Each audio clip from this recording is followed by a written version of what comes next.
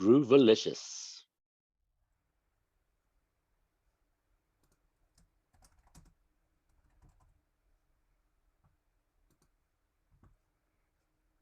Hey, what's up, everybody?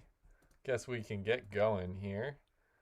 Glad to have everybody here tonight. Welcome to Philly Drum Project Open Drum, April 2021. So glad to have everybody here.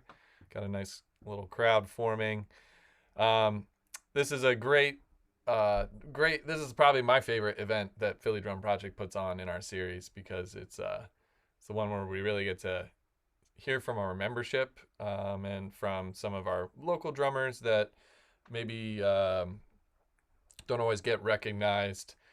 So this is also because we have kind of a more intimate group tonight. It's a great opportunity to connect and interact. So feel free to chat. Feel free in the chat space, but feel free to unmute yourself. Ken, I heard you say something there. Thanks for saying hi. Glad to have you here. Yeah, if you have a question for any of our guests tonight, feel free to recognize yourself or ask it in the chat if you want me to ask the question. We're pretty open about any way you want to do this. With me tonight, I'm Kurt Kubasek. I didn't introduce myself. I'm steering committee member for the Philly Drum Project.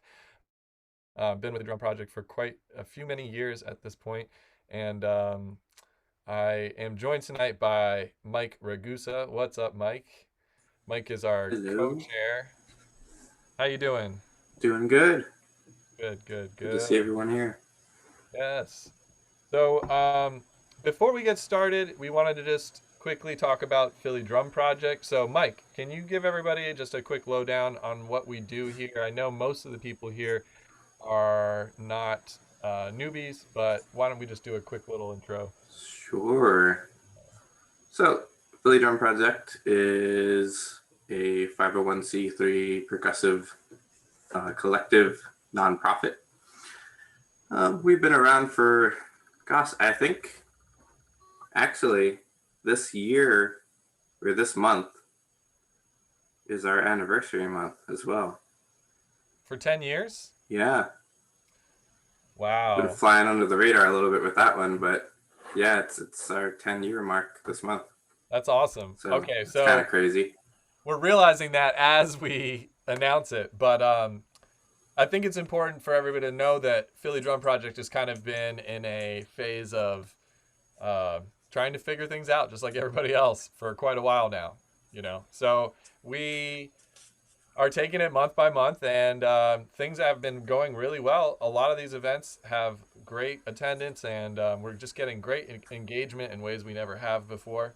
But there's always something that we forget, like to think about, tie up loose ends or whatever. And we're trying to figure all those things out. And we totally forgot that this is our 10th anniversary month here. We have been talking about how this is 10 years, and it's been amazing. And we actually had a conversation with our founder Ryan Crump recently.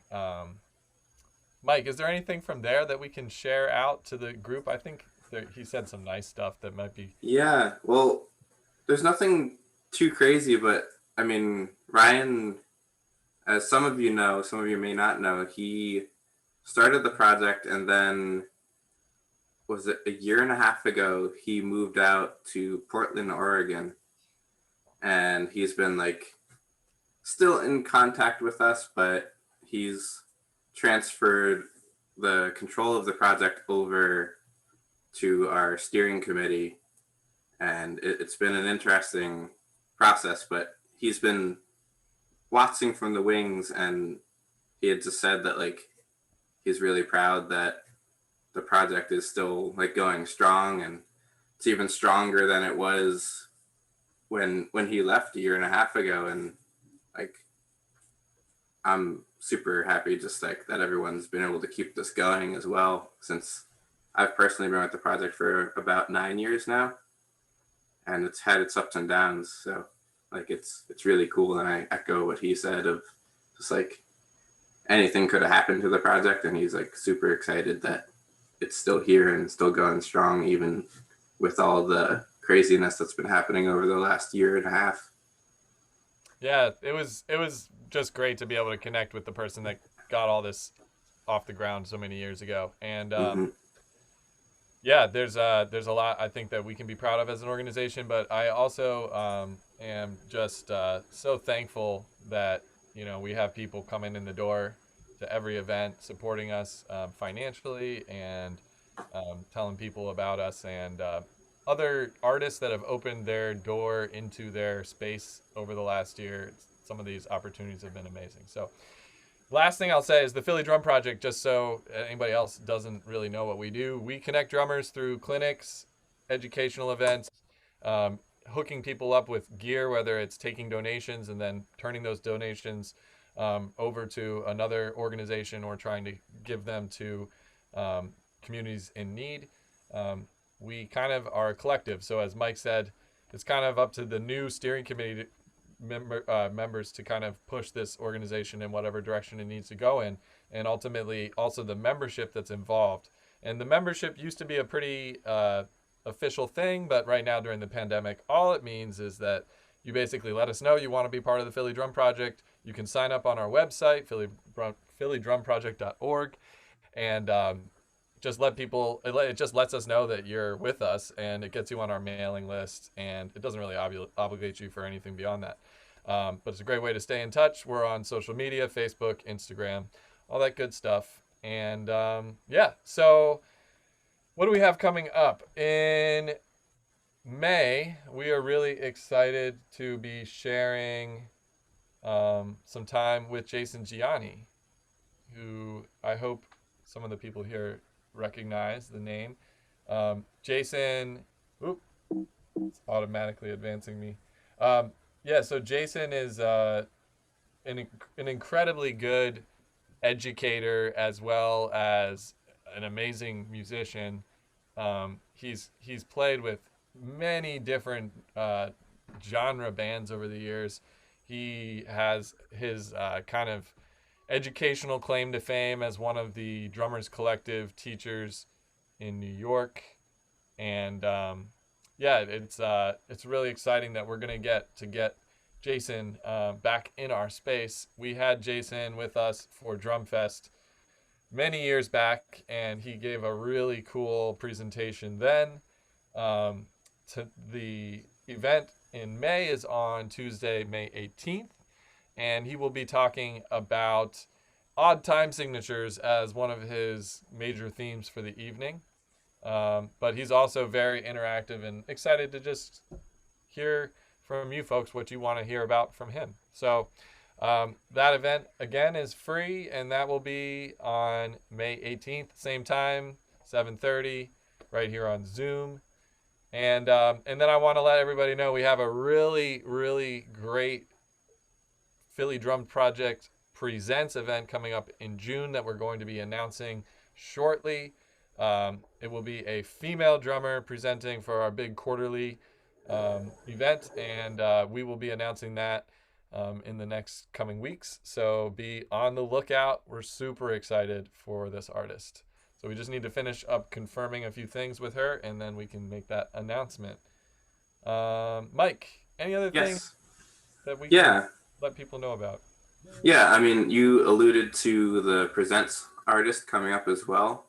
I mean, we have a bunch of other things in the works as well that we are still like in the earlier stages of that we can't fully announce yet, but we're like super psyched about what's coming up in general. And on top of that, we mentioned the steering committee, and we will be holding elections this year as well. So if you have ever had the inclination that you might want to be more involved with the project, definitely reach out to us. We're going to be doing nominations and electing a new steering committee probably in the third quarter of this year. So not that far away. But that's going to be a big deal coming up, and we really want to get as many people involved as possible. Even if you don't want to be involved in the steering committee, we still will need all the help we can get. Oh, Jerry in the chat over there. Yeah, I think this is a important thing to recognize that we, again, like I said, this is an organization that's made up of, what we do is based on what the membership decides to do, and it's important for the people that are running this organization for there to be some turnover with that, so that we have fresh ideas and that we grow as an organization, and we also empower each other into leadership positions where people realize that they can bring their gifts to the community. So this is really a big part of the whole thing is engaging each other, pulling each other into closer circles together, and it's really exciting that we have this opportunity for these elections coming up. It's also a little scary because before that we're going to have to figure out when are we going to reopen as Philly Drum Project with in-person events. We're hoping that we're going to do some summer outdoor events. Some kind of group drumming event is kind of at the top of our list. We're trying to do something maybe to kind of heal the community over the last year of trauma that we've been through together. So be looking for that. And also, if you have any ideas about that, we are always looking for energy for cool projects. Yeah. On that note too, we're considering, we've done in the past, we've done a couple of events centered around Make Music Philly in the city, and we are thinking about doing another one. So if anyone is interested in helping facilitate that, we'd be super grateful to have your input on it as well. This year is a little trickier, and last year just wasn't really possible. But we really would like to get back out there again. Yeah, Make And Music Philly yeah, is like an outdoor music engagement organization that has hmm like events around the world coordinated at the same time. yeah, it's part of International Make Music Day, which is on the summer solstice.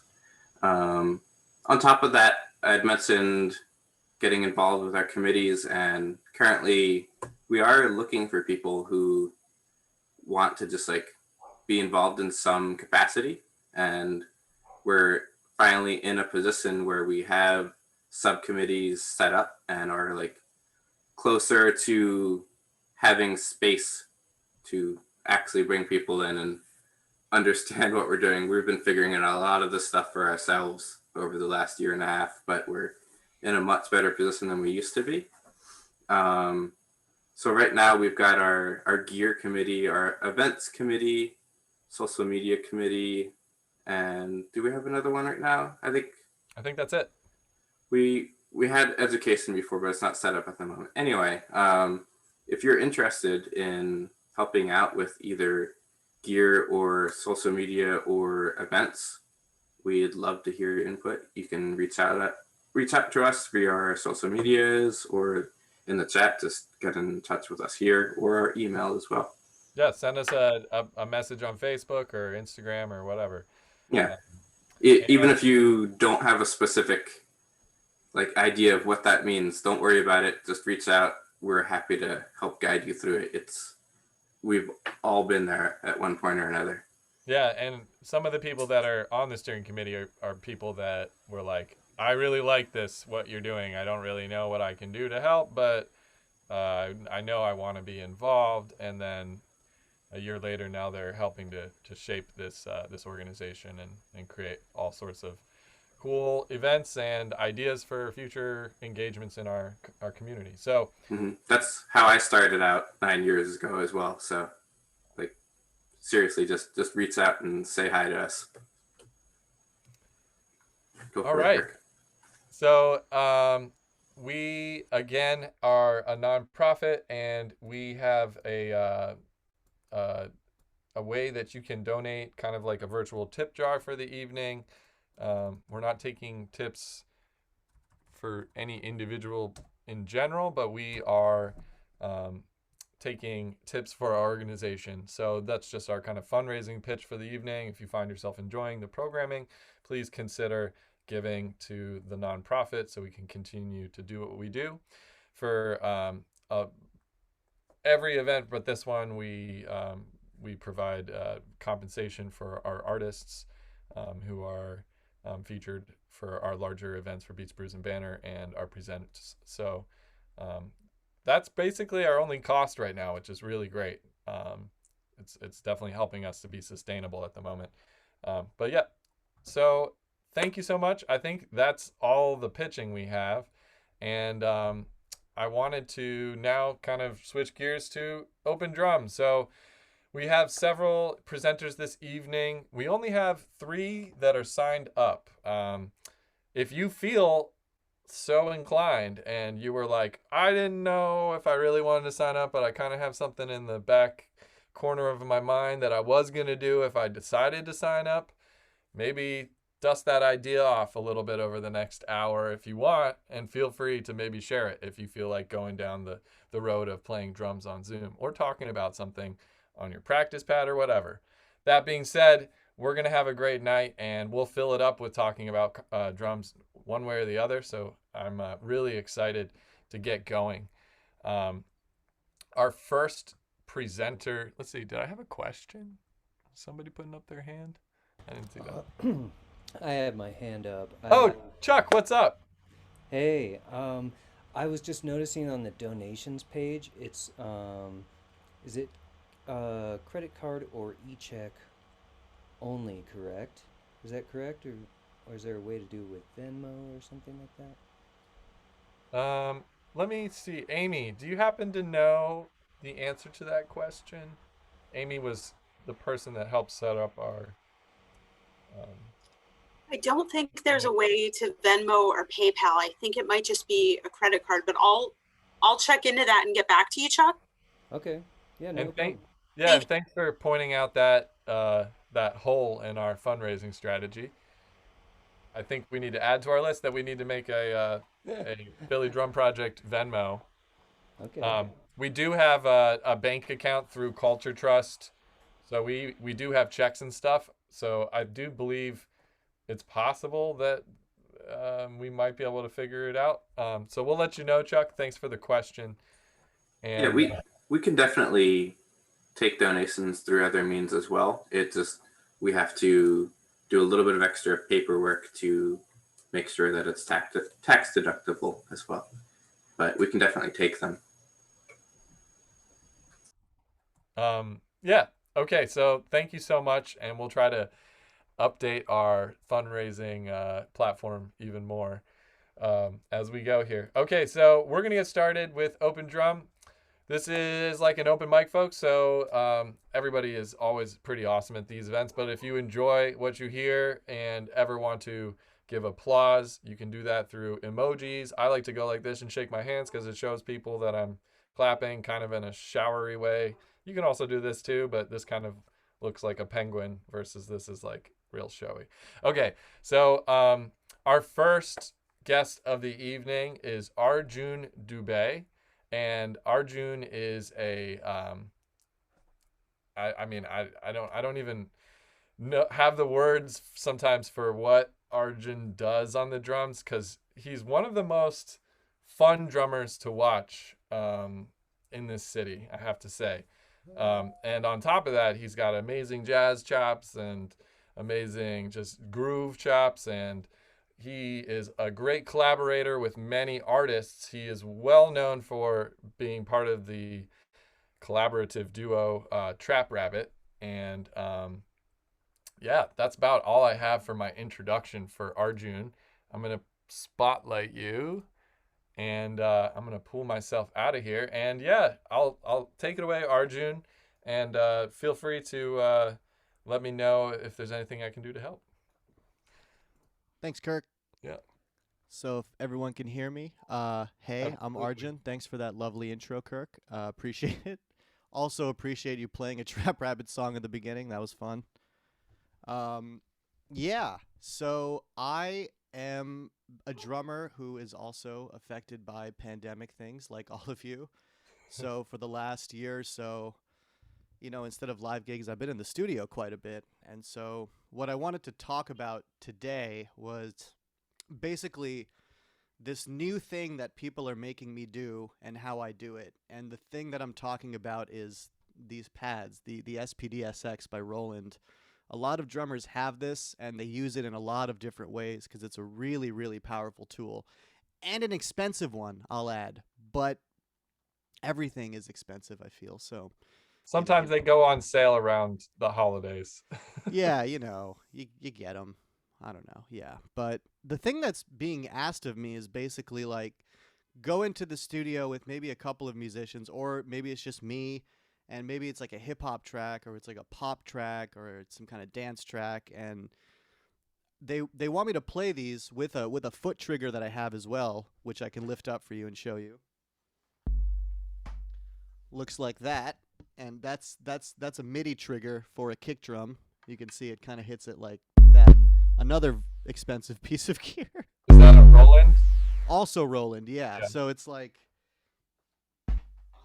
very heavy duty as well. But the whole thing is like they want these electronic drum parts in the studio, and then I'm playing them live, and then I'm kind of getting to this point where I'm having to tell the client or the person that's calling me like, hey, like I can try to play as exact as I can, but it's never going to be like polished enough where it's actually convincing as like the track you want. Like if you're doing an EDM or a pop or a hip hop track, it's like you need consistency almost to the point where it is programmed, and you have to program the drums. And then I'm sure I am talking to a whole bunch of you right now who don't want to deal with this stuff, because we all like to play, myself included. And I don't want to click the drums into existence necessarily. But this is the world we live in. So I wanted to just talk about what I've been doing. So the first thing I've been doing is I'll share my screen for a second, and I'll kind of go into, I think, my second desktop. That's not it. Okay. 1 second. Stop the share. Let me share an app like that. Okay. So we've got Logic open, and what I've been doing is I've been using Machine 2. That's just what I've been using, Native Instruments, whatever, and I'll open it up. And basically, I have the SPD-SX hooked up to my computer with a USB cable, and you set the SPD-SX as a MIDI controller, so it controls your computer's audio through MIDI. And all of these instruments that you see here, there's a kick, there's a snare, there's a closed hi-hat, open hi-hat. These are all controlled by different pads on the SPD-SX. Now, there's 16 total. I only have 9 pads plus the 1 kick trigger, so that makes 10 total that I can actually play at the same time. So I can't actually map all of them, and I'll show you how I do that in a minute. But this is just basically an 808 kit that's opened up. So if I were to play it, it's kind of fun to just kind of have that at your disposal. And they're not Logic drum sounds, which are good, but kind of weird and plasticky, as we all know. So I'll give you a little demonstration here.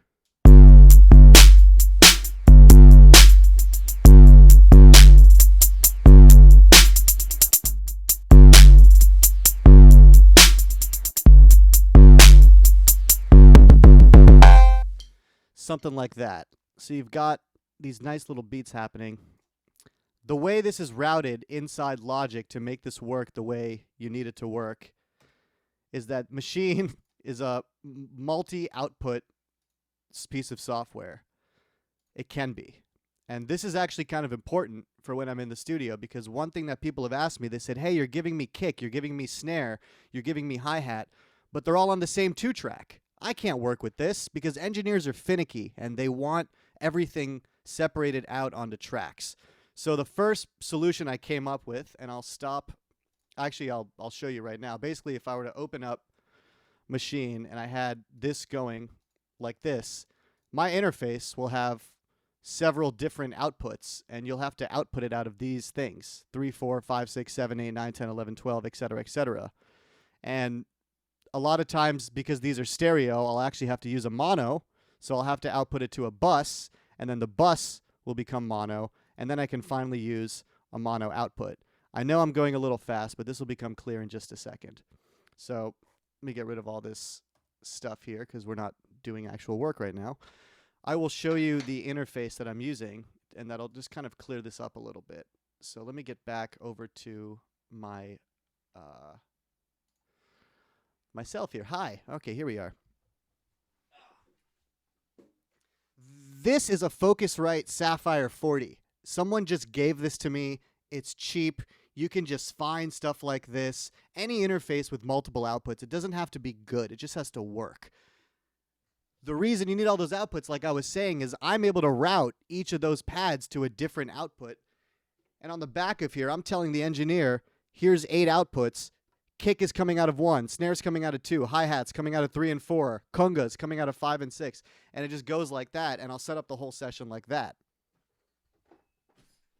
Okay, so that covers me playing live. And if I go back to Logic for a second again, we'll look at machine, and we'll look in our outputs here, and you can basically say, okay, sound, this thing, output, and you can set it to go out of external 1, external 2, external 3. These all match up with those very fun little tracks I was creating before these. This is external 2, this is external 3, this is external 4, etc. This is actually external 1 in machine for whatever reason. I don't know why, but that's how they do it. So that is kind of the idea behind how I first started to do this live. And it was working out great, but then it got to a point where I really had to figure out some other stuff. So the other thing that I've been doing is chopping myself up. So here I have a track that I've done.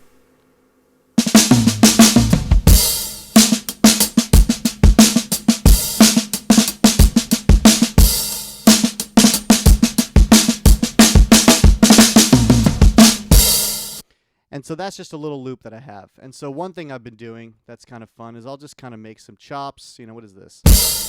That's kind of a bass drum with a hi-hat. What else do we have? I bet they all have hi-hats in them. That's unfortunate. Really makes for terrible sampling, but what can you do? I take this waveform, and in Logic 10.5, you can drag it right to the sidebar and just create the quick sampler. Original optimized, I don't know the difference. I click optimize because it sounds better. And you can just start chopping it up like this. And you can literally play it as a keyboard.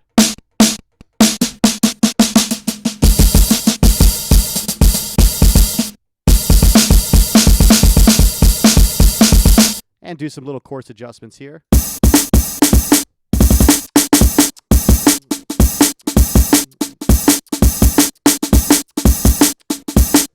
And if I wanted to play them on my pads, then it would be a whole different story where I'd have to actually open up an empty channel strip here, and then you'd create a drum machine designer, and then, if you can see all these wonderful little things, all of these are now pads that I can do the same thing with, and I can start taking all these little pieces, and I can put them in here, and I can drag them here and play this with the kick, and then, well, that's not really going to work right now, but, wait.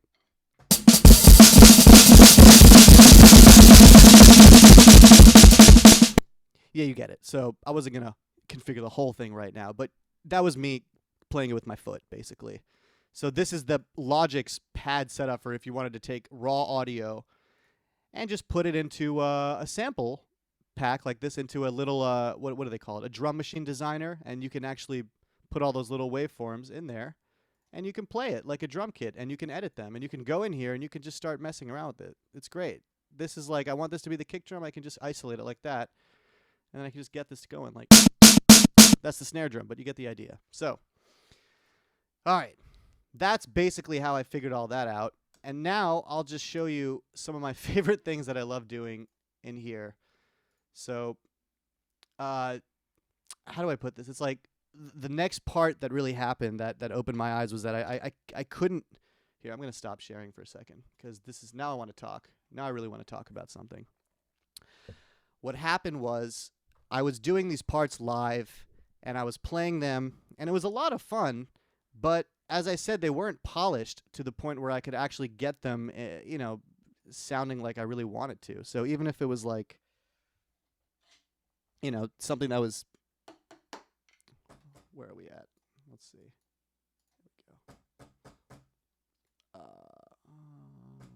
There we go.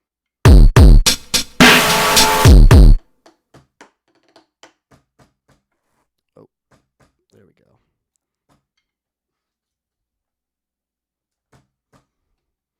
All right, never mind. Logic crashed on me. So if I wanted to get the parts really clean, I have to actually go home and program them. And so the ultimate thing that happened was I had to take all the parts and then say to the guy, okay, now send all the stems to me, and I'm going to go in and I'm going to quantize everything, and I'm going to chop it up, and I'm going to send everything back to you as a perfectly polished drum part with a little bit of human feel added in between.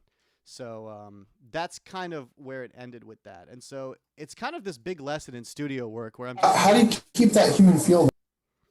Great question. How do I keep the human feel? A lot of it will be going, and I'm just waiting for Logic to restart so I can show you. But I can tell you a lot of it is just me creating loops out of my own playing and then looping that. And then when I have to have fills happen, I play them live and I'm just punching myself, and I'm doing it all on these pads.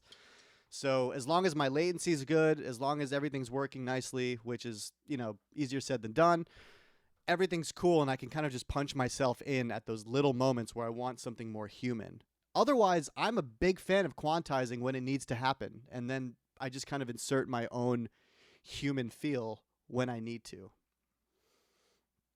But yeah, so does that sort of answer your question? Absolutely. Cool. That was an affirmative. Yes, yes. So yeah, I've been doing a lot of studio work lately, and it's been a really interesting challenge to figure out how I'm playing in a studio versus when I'm playing live. There's a lot of subtleties that I've picked up on now that I realize just make all the difference when you're playing. Speaking of live drums, for example, biggest thing I've noticed is that, like, when you're playing rock stuff or you're just hitting hard, whatever volume you're hitting your drums at, I feel like you should be hitting your cymbals at about half the volume. Pretty standard. And that seems like, oh yeah, that makes sense. But like, yeah, try implementing that when you're actually in the zone. A lot of times you'll just forget and you'll just start bashing stuff. It's a funny thing. And it comes up in all these different forms where with electronic drums, it's like you can't control dynamics. You can't control anything. Everything's computer organized. So it's like when you play, you have to sort of play in a way where you have to be ready to communicate to them. It's like, what exactly are you looking for? Because this is not going to work unless we get the parts done separately and outside of a live recording session. So really quick, just to finish this out, I'm going to open up a session where I did exactly all this quantizing. I'll just show, it's like a really, really simple part, and I can just find it. Let's see. I think it should be right here.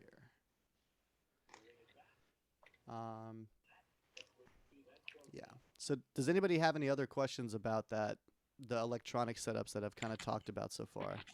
So we had somebody in the chat ask, have you ever checked out the E-Drummond interface?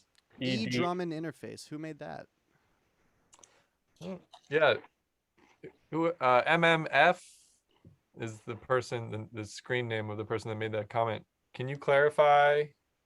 Okay, looking it up. They're looking it up now. Yeah. How do you, oh, here's another question. How do you deal with latency issues? How do I deal with latency issues? Great question. Okay, so that is it's almost like it has nothing to do with drum. Obviously, it has nothing to do with drums, but like it's the most complicated thing sometimes because I feel like the most important thing is that audio interface that you have. It like needs to be at least modern enough where it's like you bought it in the last 2 years. I think that helps a lot. That's the first thing. Like even the cheap ones bought in the last 2 years, they're really good with that latency stuff. So when you go into your buffer size in Logic, that is what the secret is, or any DAW. Just set it to anything 128 and below, and make sure you're not running any huge plugins, and your MIDI should work pretty well, honestly. That's generally worked for me in the past. Okay, so let's see. I will share my screen one more time, and I will show you a little example of some of this stuff. Let's see. Share screen. There we go. Is Logic showing up there? Is that there? Yes. Yeah. Okay, good. All right.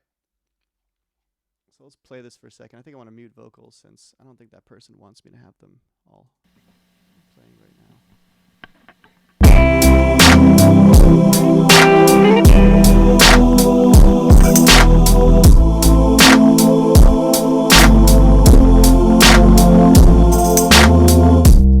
And so all this is really is he had the kick and snare that I made live. So this is me playing this live.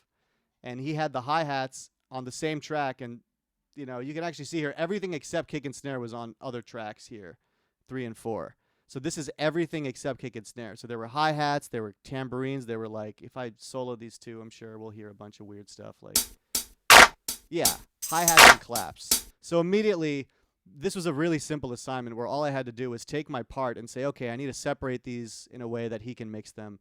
So I muted these and I said, well, the only thing I can really do is re-record them. I cannot actually separate them in any convincing way. So kick and snare, I listened to it and I thought, hey, I'm playing it pretty well. I'm in time. It's great. What a wonderful thing. So assuming that was the case the entire time, I guess it was. That's good. That almost never happens, right? Here is what I did with the MIDI, and I basically just said, okay,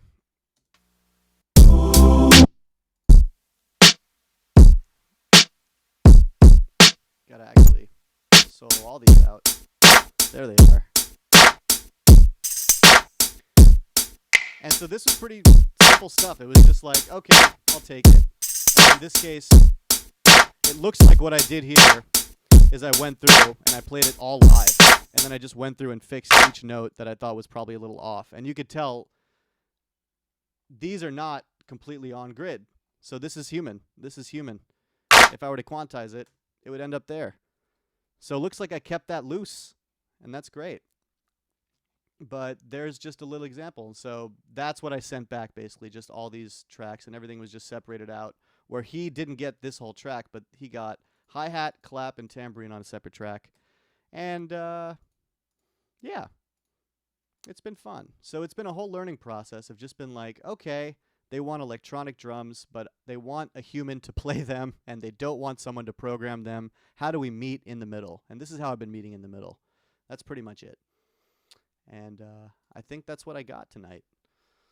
So awesome. Thank you, Arjun. The person that asked about the E-Drummond thing, it's made by Audiofront, and the interface has a program that allows extremely low latency and allows for very precise triggering, which makes for a very pretty human feel. That's super cool. I feel like there's going to be more and more products that come out that sort of address this issue. Hey, look at this. E-drum to MIDI. Oh my God. This is exactly what oh my God. Yeah.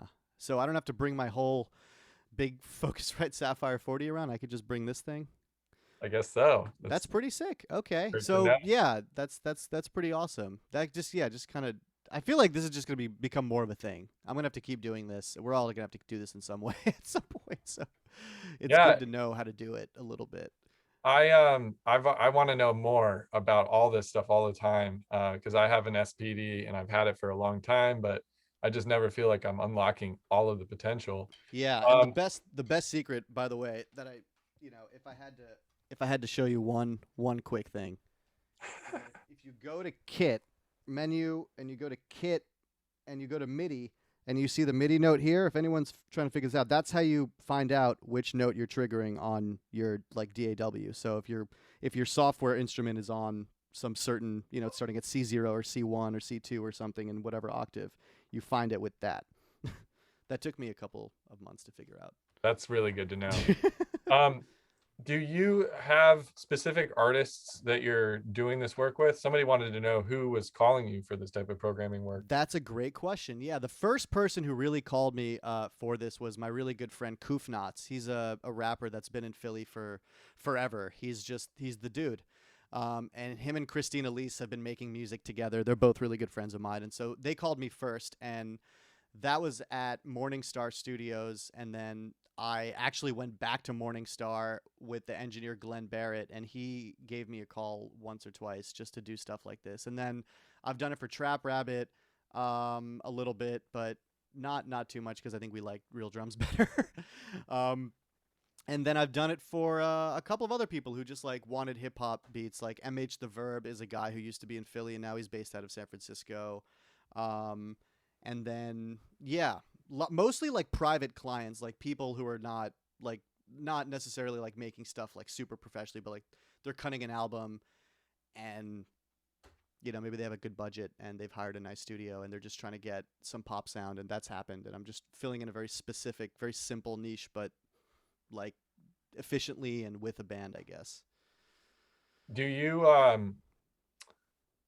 would you be willing to just play a little bit on your Yeah, pad, sure. like live? Because one thing like I've been thinking about with this and in my own practicing on an SPDS pad with or without a foot trigger, just approaching everything is a little different. I mean, you can adapt what you have in your muscle memory pretty well in some senses, but because of the extra sound sets and kind of the little extra like flourishes that you can have in your pad set, there's a lot more there. And I'm just curious if you have an approach to that at all. Yeah, that's a really good point. In fact, it's like a lot of it definitely comes down to like, if you really get specific with it, it's like adjusting the sensitivity of your pads and making sure like the velocity triggers are, in fact, there's a MIDI effect in Logic. If you go up to MIDI effects, they have arpeggiators, chord triggers, modifiers, note repeaters, all this stuff. They have a velocity processor. And so you can cap the velocity that you're playing at, and you can even compress it. So that's like, you're only going from here to here. And I use that a lot because when you're playing like hip hop or something, you want it to almost sound like a sample. So the kick or snare is like at the same volume every time. So I won't try to physically do it myself, but I'll cheat and I'll be like, all right, I'll just use buttons and I'll make it happen that way. It's not really cheating. It's just using technology to make things easier, I guess, but it feels like cheating sometimes. Anyway, I can play a little bit. Let's see if I could find one of my favorite kits here. It's like, And the kit sets are coming from Machine, right?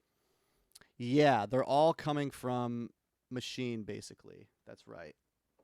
And Machine is like, I guess it's a physical piece of hardware, and then they also sell their software plugins like that. Yeah. Though I got it through a friend who gave me like a pad, and then I realized I had to buy like the thing afterwards, and then this whole thing where eventually I just gave them the money for the license, and it's expensive, but then once you figure it out, I think it gets a little easier with like it's worth the money once you're just like, oh cool, I have a bunch of sounds, I don't need to think too hard about it, and it's just there for you. That's really the advantage there. But I encourage people to make their own sounds, honestly, because it's harder, but everything's just going to come out more original that way. Here, I just opened up Machine, I think, so I can get this going. I can play a little Somebody bit. wanted to know if the SPD-SX is your only sound source, or do you MIDI from other sound modules? As far as the let's see. I think my video just went out. Yeah, we lost your video. It's like, yeah. It's okay if you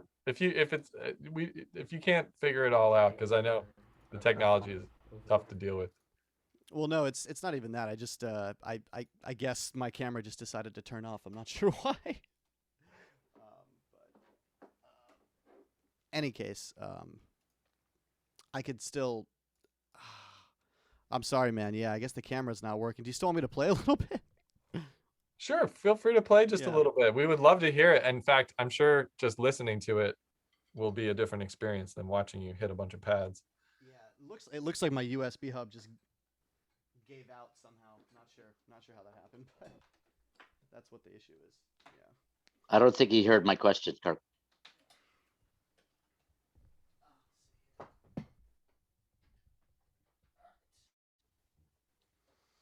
Let's see, I don't know. Arjun, yeah, I can. What was the question? The question was just about your sound sources. If Ken, you're wondering if the mid if he midis with other sound modules. What do you mean by that? Most of the SPD units are self-contained. They've got lots and lots of voices that are all Oh yeah, yeah. editable, but that they're also MIDI capable. So if he's got, let's say, a Yamaha electronic piano that has MIDI outs and all sorts of voices in it, you could run any sound from that Yamaha.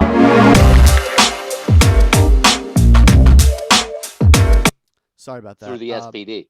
Yes, that's true. I would say the SPD can control any virtual instrument. So any I would say, yeah, any keyboard or any key I have, like a C7 or like something like a Juno emulation or something, I can run that, and that will become the sounds on the SPD. The only way it doesn't work is that the pads on the SPD don't have duration. The sample has to have duration. And so when you try to play any other things on the SPD to trigger, it doesn't necessarily work the way you want it to. The only way you could really do it reliably, as you were sort of implying, was to actually do it with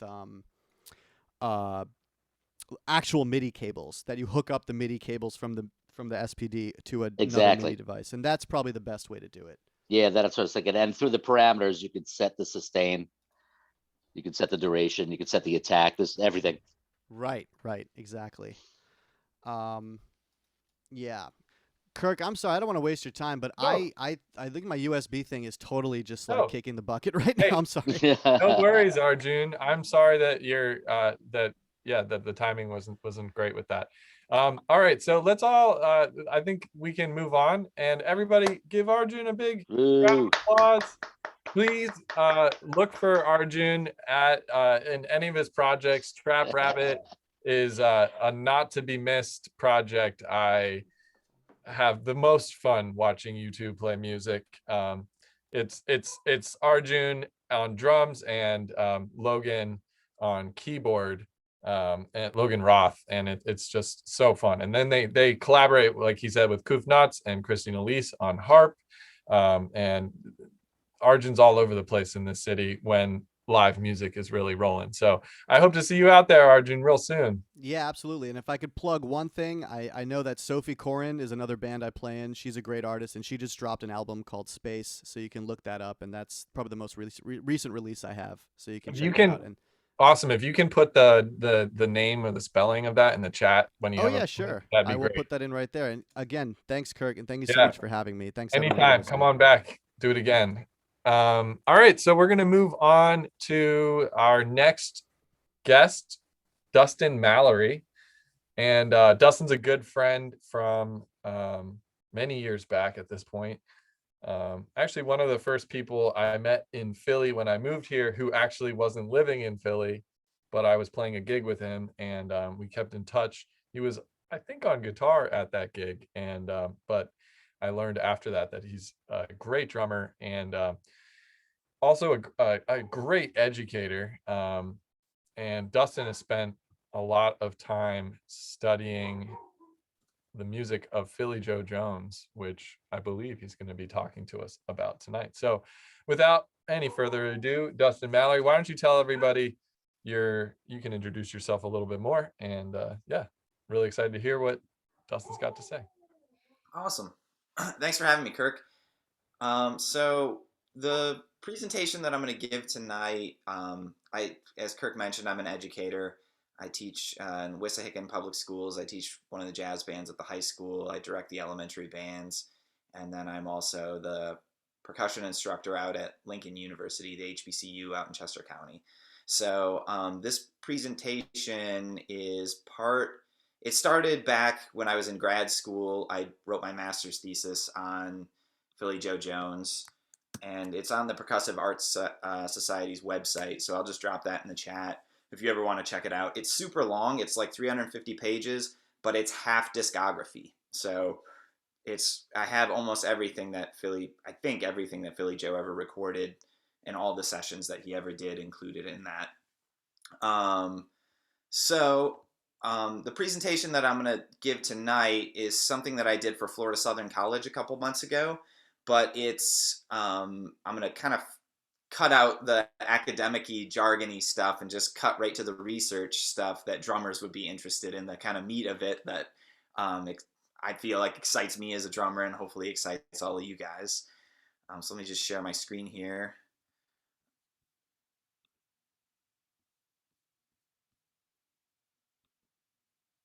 All right.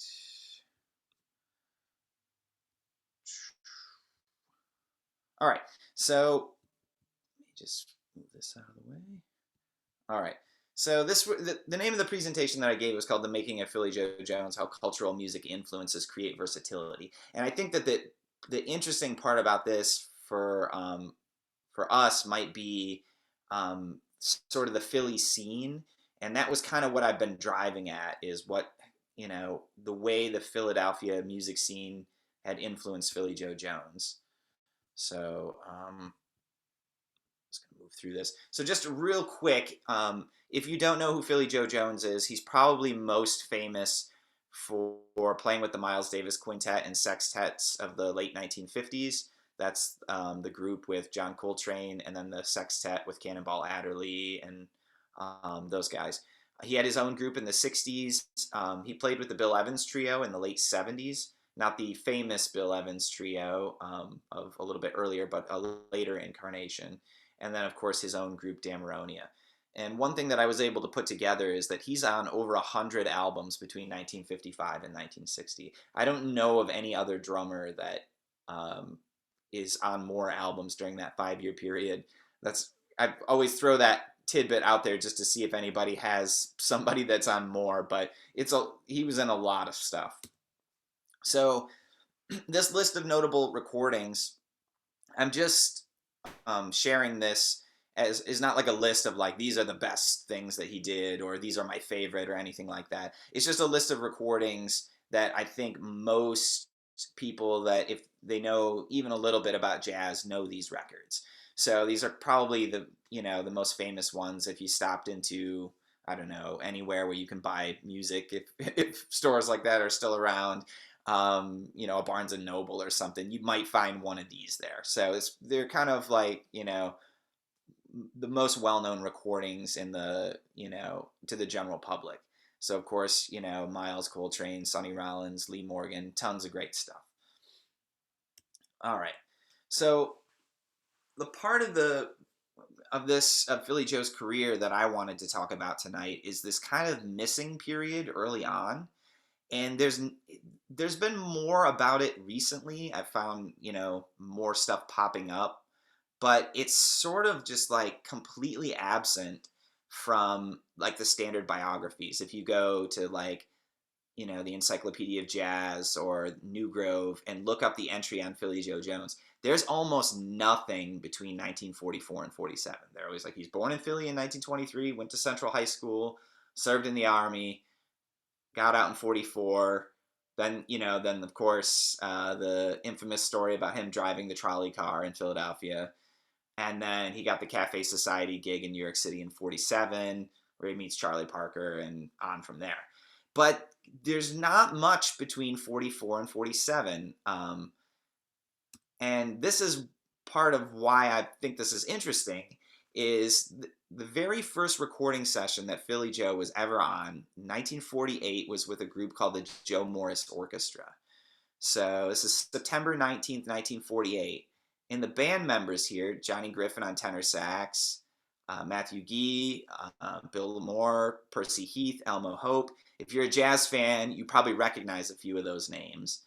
But what's interesting is they're not playing straight jazz. They're playing in an R&B band. So this is just a little snippet from that session of a tune called Applejack.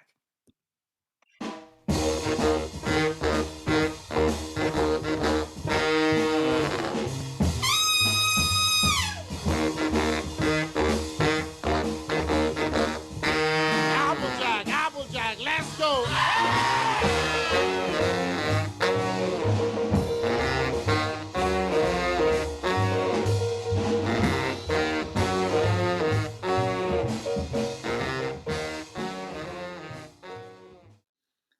Yeah, so the reason I wanted to share that is just it's a great illustration of that. The the first session he's ever on. That's a straight R&B 1940s R&B record, and these guys that are on the record are gonna go on to all be famous jazz musicians in their own right, but they're starting out in these R&B bands. So just really quick, who's Joe Morris? He had 3 #1 hits, one in 1950 and 2 more in 1953. That these tunes all charted on the R&B charts, and he had a couple other successful singles. I Had a Notion and Don't Take Your Love Away From Me.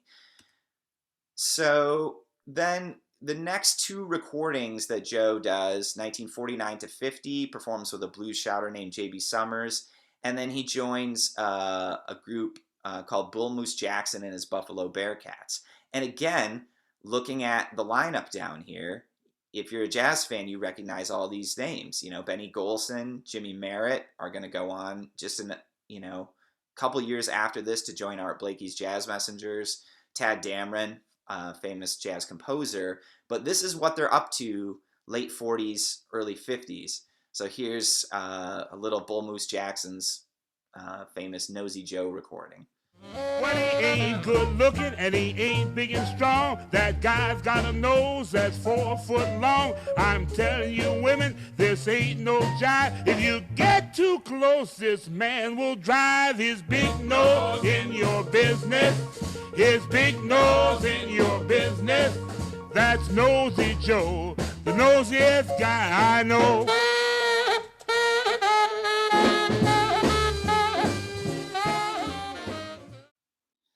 And I find that particularly interesting, not only for the way Joe's playing with the backbeat, but also that solo that Benny Golson goes into at the end there with the screeching, honking on the horn, the R&B honk thing. Anything that you hear from Benny Golson in the late 50s is not like that at all. But in the 40s and in early 50s here, in an R&B context, he's honking and doing all the stuff that you would expect to hear on an R&B recording of this era. But when he's in a straight jazz situation, doesn't do that at all. Plays bebop lines and all that sort of stuff. Dustin, I got a question about this. And maybe you're going there yourself, but with it's kind of this phenomenon of seeing these young almost pre-jazz or hearing these pre-jazz recordings of these heavy jazz musicians that we know so well, or some of us. I'm curious, is this kind of like an analog to kind of like just young energy and like garage band kind of, of the 60s era kind of thing, and like just young people playing young music and then eventually aging into jazz more, or like am I totally off on that? I'm just curious. I don't know. That could be. My take on it was that these R&B musicians that they were playing with were semi-famous, and so these were like really good gigs that they could get. Okay. And so even though like Philly Joe had the Cafe Society gig in 47 where he's already playing with Charlie Parker, he's out on the road with Bull Moose Jackson. So he's playing in both contexts simultaneously. And my take on it is that this is how he's paying the bills. Okay. And that the jazz records was what he really wanted to be doing, but this was, the way to make some bread until he could, establish himself as a jazz musician. Could we keep the soundtrack rolling in the background as like audio wallpaper so we could hear it and you at the same time? Not kidding.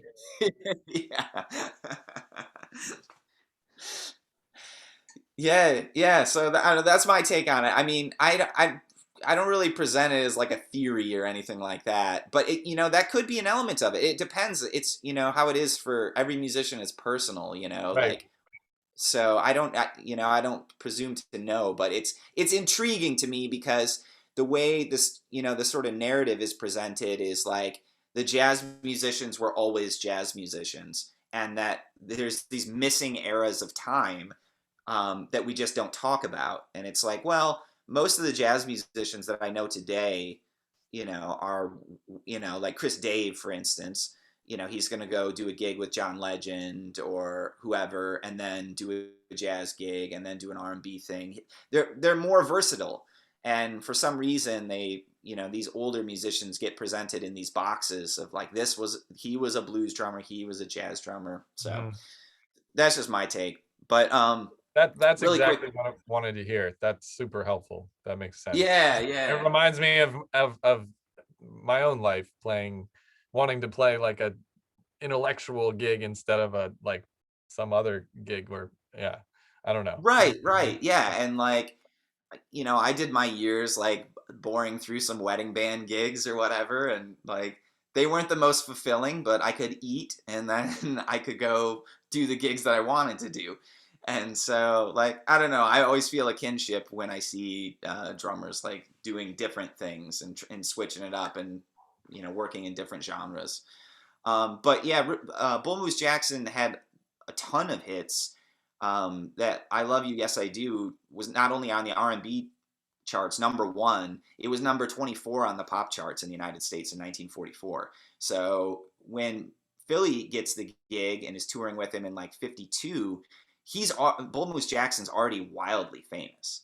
So, and he has an appearance in a movie and some other stuff like that. So famous dude. So really quickly, just the musicians on these recordings, who they end up going on to be: Johnny Griffin, who played with Monk; Percy Heath with the Modern Jazz Quartet; and Dizzy Gillespie. He's on over 300 albums, most of them jazz, but he has all this R&B stuff at the beginning. Elmo Hope, Benny Golson, who wrote the jazz standards Whisper Not, Killer Joe, I Remember Clifford. He's the one honking on that solo. Tad Dameron, who wrote Hot House, Good Bait, Lady Bird. Big arranger for Basie, Artie Shaw, Dizzy, Sarah Vaughan. He's on those R&B records. And of course, Jimmy Merritt, who played with Art Blakey and Chet Baker and Max Roach and Dizzy Gillespie. And a lot of people don't know this about Jimmy Merritt, but he toured with B.B. King for a while, way back in like, I want to say it was early 50s. So I'm just going to skip through this stuff, cut ahead a little bit. Just one other thing that I wanted you guys to hear. This was from my research on Philly Joe back from grad school. I found this recording. It's 1968. It's an album called Mojo that Philly Joe recorded in London. And there's a track on there called Trailways Express. And it starts out with like a little snare drum solo. And I realized when I was listening to it that I recognized it. So I'll just play it for you really quickly so you can hear it.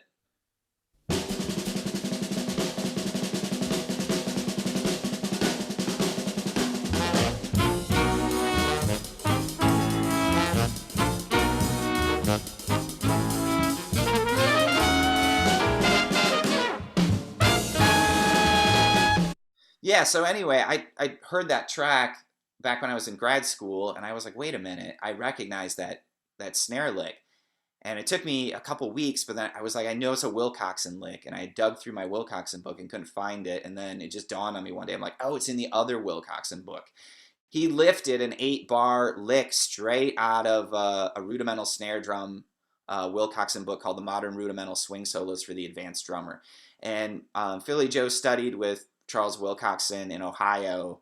I don't think it was like a long-term thing, but whenever he would pop through Ohio, he would take some lessons with Wilcoxon. Also, Joe Morello did the same thing, a drummer from New Jersey who played drums with the Dave Brubeck Quartet, the famous, Take 5 solo. And this solo, Wilcoxon actually wrote for Morello and dedicated it to his student Joe Morello.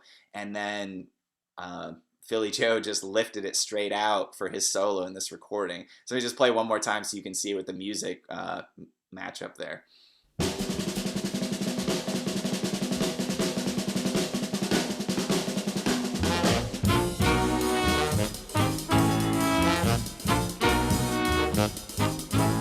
Yeah, so that's basically that. I thought you guys would get a kick out of that, though.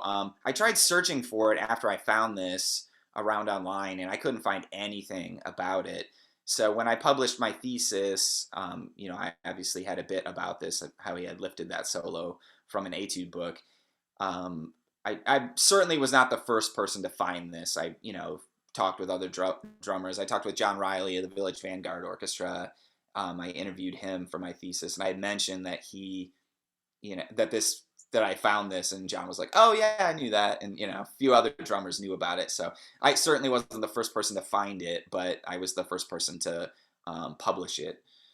So that was Oh, what's up? sorry. I was just gonna Yeah, say it is so great to hear like him playing something rudimental, and it's just like warts and all. It's not, yeah, if you look that up on YouTube, you'd hear like an almost quantized version by a rudimental drummer that's just so clean right. or something. But hearing that, oh, it's so beautiful. It's so cool. Yeah, yeah. And I met Joe was like Philly Joe and Joe Morello both. They were kind of from that old school. Like I interviewed a couple of students that had studied with Philly Joe because in the '80s, early '80s, he used to give lessons out of his house in Germantown, which is crazy to think about that you could just like go take lessons with Philly Joe in Germantown. But the couple of students that I talked to said that I was like, "What were lessons like?" And they were like, "Just sitting with a drum pad." And I was like, "Really? Like you didn't do any kit?" And he was like, "No." He was like, "We can do some kit once you get some hands." And he would sit them and work them through etude books, rudimental etude books. And then he was like, "Once you get your hands together, then we can move over to the kit," which is like a kind of an older way of thinking. Joe Morello was sort of similar that way. If you took lessons with Joe Morello in New Jersey, he would, take you through the Cerrone book and the Wilcox and Etude books, and then graduate you over to the drum set. So, obviously, then the next generation of drummers that comes later, I think of like Roy Haynes and Tony Williams, would be real quick to point out that they knew the rudiments, but it wasn't like, a core principle to them that everybody had to have the rudiments first before they do something else. So I just thought that was kind of interesting and thought you guys might get a kick out of that. And when I gave this presentation at Florida Southern, I was talking to kids, and so I was telling them, about all of these musicians, jazz musicians who make cameos in pop music, and then of course famous, pop musicians who also work with jazz musicians and vice versa, and that kind of, interplay that we have. And I think that was really present going all the way back, with these recordings in the 1940s. That's absolutely true. That's what's happening here. The pop stars of the day are going into jazz clubs and hiring the heavy cats that they see, which is the same thing that, Lady Gaga or Justin Timberlake are doing when they hire, jazz musicians out of Philly. Really quickly, just a tag on the end. I have another presentation that I've given before, just because I like exploring areas of Philly Joe's life that people don't know a ton about. But two areas are his work in big bands, did a ton of big band work. That was all he really wanted to do. Never got a big chance to because he was in the era of, 50, 60 small group. But he was also a free jazz musician. He's on some free jazz records in the 70s. And I love this picture right here because you can see Archie Shepp over here playing guitar or playing saxophone, and there's Frank Zappa on the guitar over there with Philly Joe on the kit. I wish I had a recording of whatever's happening here because I'm sure it's super awesome. So, couple other things to check out about Joe. He has a brush book. I'm not sure if it's in publication still. It's called Brush Artistry. I know you can find a PDF of it online. It's pretty interesting. And then I'm still always looking for, I've reached out to J. Michael Harrison about this. I cannot find it, but there's an interview that Joe gave to Downbeat in the 80s where he talks about a band that he's working with in Germantown at the time is with Jimmy Merritt on bass, him on drums, and the jazz singer, piano player Andy Bay on piano. And then there's like a rotating sax chair, but there's no recordings of it. I'm always looking for somebody that's got like some sort of like basement, tape recording of that group, but I yet to find it. So anyway, here's a quick bibliography of some of the sources that I've, cut through to make this presentation. Some great books. If you have ever checked out Jazz Drumming by Burt Corral and Drummond, those are both really good books for drummers to check out. So that is basically my presentation. Wow. awesome, Dustin. That was super, super great hearing all the Philly Joe stories. I feel like we've got like one of the world's greatest Philly Joe experts in the room with us right now.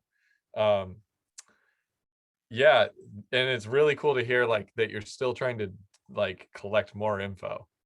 Yeah, I'd like Yeah. someday I'd like to write a book. But there's still stuff I haven't investigated yet. A few things I know, like supposedly he got busted on a drug charge and went to Rikers Island, but Yeah. I'd like to find evidence of that. Another thing that's in my thesis, if you're interested, is I pulled the census documents um, for the years that are available and found his address of everywhere that he lived in Philadelphia. And then I went to all of those locations and photographed everywhere that he lived when he was living in Philly in the 40s and, 20s, 30s, 40s. Oh, that's cool. I would love to see those pictures. Yeah, I have a some nerd stuff for you. Hey, Dustin. Yeah. So, in your book, you said half of it is discography. What's the other half? Is this historical? Yep. Are there any? Yep, it's biography. Oh, so it's not like transcriptions of things that he's played or anything like that. There are some transcriptions in there, but they're short excerpts, like what I showed you with the Wilcoxon thing. There is a page in there of basically I tried to find, went through like Modern Drummer and tried to find like any time they put a Philly Joe transcription in there or like any of the drumming publications, and then made a collection of those issues. So like you could go there's a page in there where you can go through and like, I'm looking for this Philly Joe transcription. It's in Modern Drummer 1989, this issue. There's also a drummer over in Europe. His name escapes me. I'm trying to think of it. But anyway, he made like a real book of only Philly Joe transcriptions. So it's like a couple hundred pages of Philly Joe transcriptions. And I think you can buy it on the Memphis Drum Shop website now. Okay, that sounds great. That Miles talks about Philly Joe in his autobiography, and he has this really funny comment where he says, partly because of Philly Joe's drug problems, he was thinking about getting rid of Philly Joe out of the band, but then he said he couldn't live without the rim shots. That's right. That's right. Yeah, he really speaks highly of Philly Joe in his autobiography. Yeah, he said that's kind of what got me into Philly Joe a little bit, because I was a big Miles head, and then just read the book and I was like, I should be checking this out. Yeah. My favorite Philly Joe story comes from when I was studying Art Pepper Meets the Rhythm section in college. That album has a lot of easy transcribable Philly Joe drumming. His solos, his comping, it's all like it's just really clear. But on that session, my teacher told me at the time that Philly Joe, he had the tendency to like, in between recording sessions, like go and pawn off whatever he could find and use that money for his drug habit. So they there's like documented stories on this session where he like went and like stole the drums from the session in the middle of the break for the recording session and pawned off his drums, and then they had to go like find more drums for the session or something like that. It's a sad, sad side to the thing, but just the folklore around this man, I think, is really special. I really appreciate that you dug into him, and it's super awesome having. There's a great tune called "Gone," and it's Miles Davis, I think, is it Bill Evans or Gil Evans? Gil Evans. Gil Evans. It's a big band recording, and it's kind of sloppy. Like it sounds like they didn't get a chance to rehearse. Like the band is sloppy, but it's a big drum feature for Philly Joe, and he plays just so beautiful on that. It's just really completely agree. I actually have that in the presentation. One of the slides I skipped over with that clip. I use that for the kids to demonstrate, him in a crisp big band setting, and then I usually play, him with Archie Shepp right after it, so they can hear him play free jazz, and just showing that this is a versatile musician. He wasn't one or the other. He was all of the above.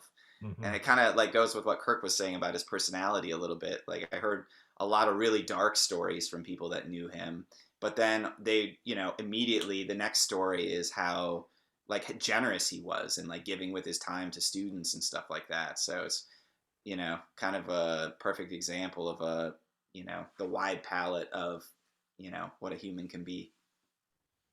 Beautiful. Well, thank you so much. Let's all give it up for Dustin. One more time, Dustin Mallory.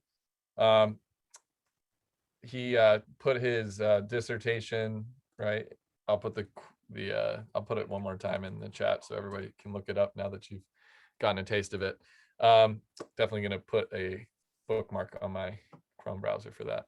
All right, so we have one more signed up presenter for the evening, and this is actually great. I really like that we are kind of having a different pace open drum tonight. Everyone has mostly talked, which sometimes I know drummers get a little anxious and want drumming, but it's also super unique to have kind of this type of event. I don't know if there's, you know, any other organization doing this kind of thing. And I'm not trying to toot our horn, but it's really fun to have like 3 different presentations that go in depth about, you know, the stuff that we love to hear about. So without spending too much time, I'm going to introduce Ethan Feinstein, Ethan F. drums, drummer for Out of the Beard Space and Pan Song and many bands over the years, and many bands that are kind of reactivating. But Ethan's claim to fame in our region really has become the amazing company that he has built, Philadelphia Drum Company. And he's here tonight to talk about building drums in general, I believe. And yeah, so Ethan, I'm going to find you and spotlight you, but really great to have you. And yeah, just last thing I'll say is just Ethan is like one of the most positive people on the scene, knows so many other musicians himself. And it's just always wonderful connecting with Ethan when I get to see him in person. So Ethan, great to have you here tonight. Thanks so much, Kirk. Yeah, it's really great to be here. Big fan of everything that Philadelphia Drum Project has done over the years. Yeah, I could probably spend the whole time just talking about all my connections to Philadelphia Drum Project and just some of the people in this chat right now. But I figure I'll just jump right into things. And I gotta say, this is gonna be a really hard presentation to follow. Dustin's, that was really, really well done, really well researched, and really well put together. And great work with that. I'm not gonna have anything nearly as cohesive as that.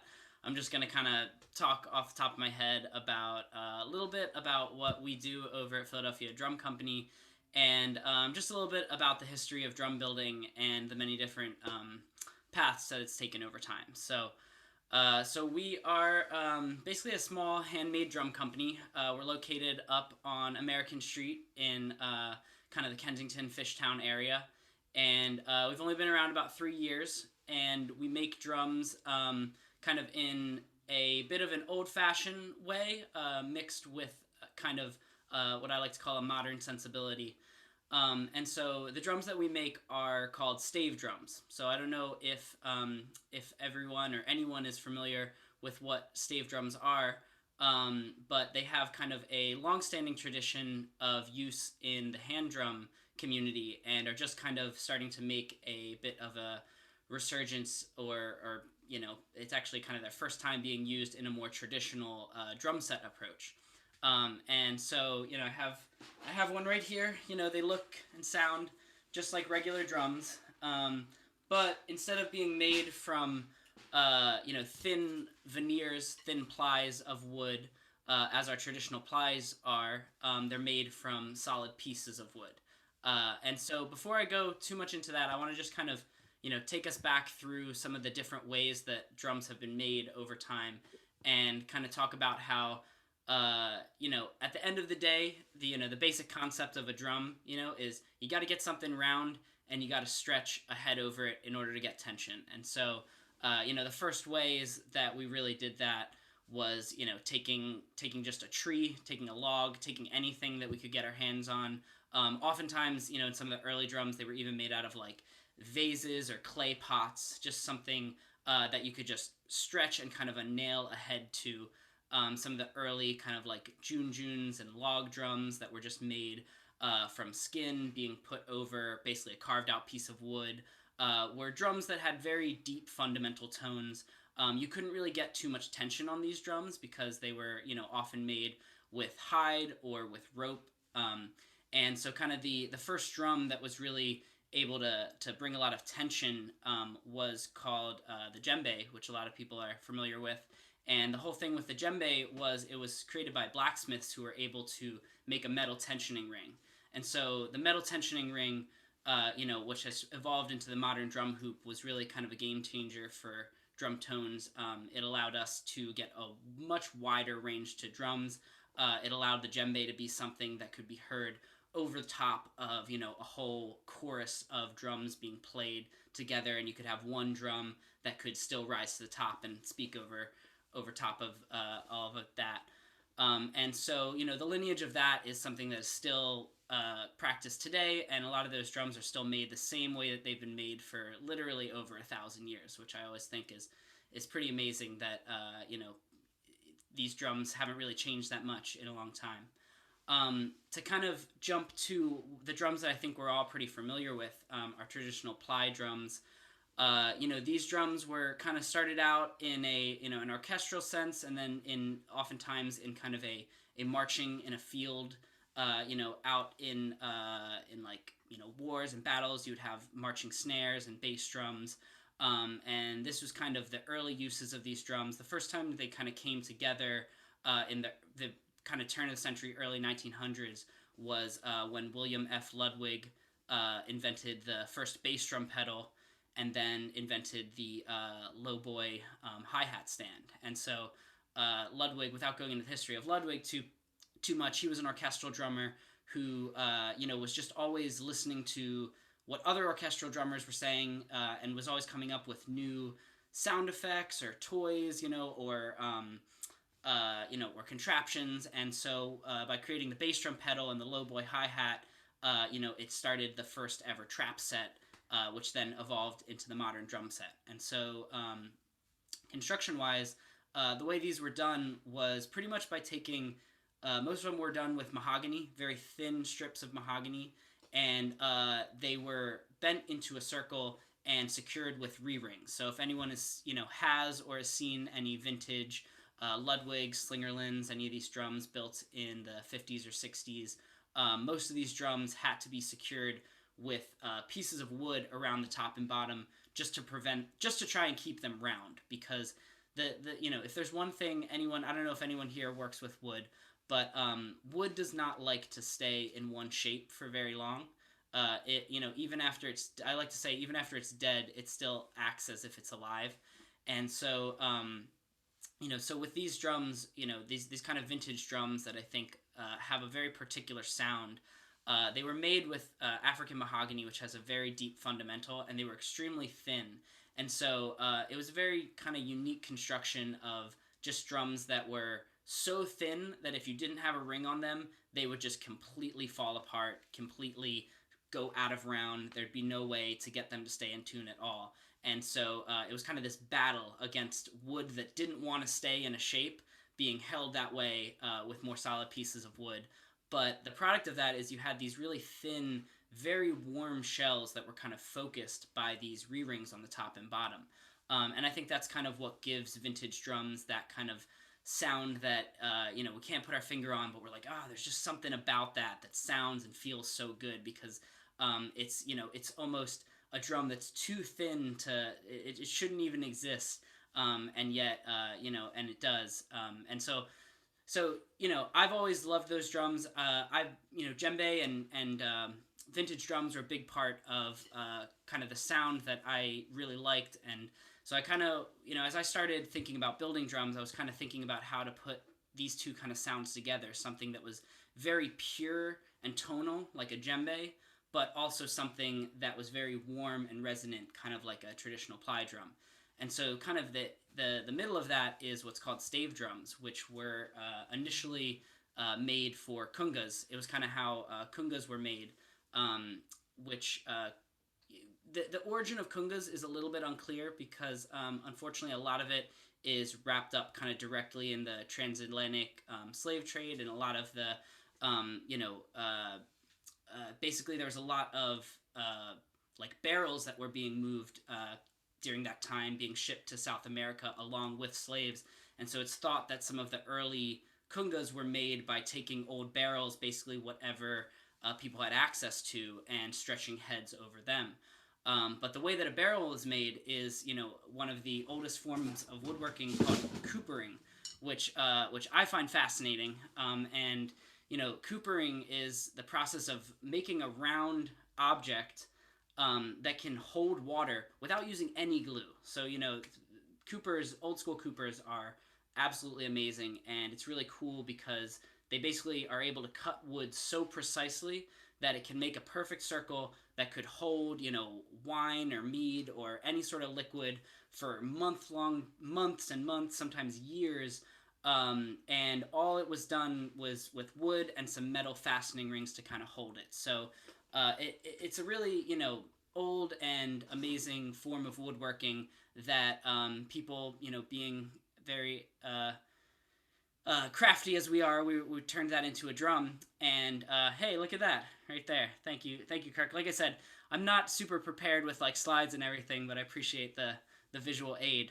And so then to bring us back to where we are now, the drums that we make are made with this same style of construction, basically an old school coopering, where we start with one board, basically a section of tree, usually trying to come from either one tree, or if we're trying to combine woods, from 2 or 3 trees.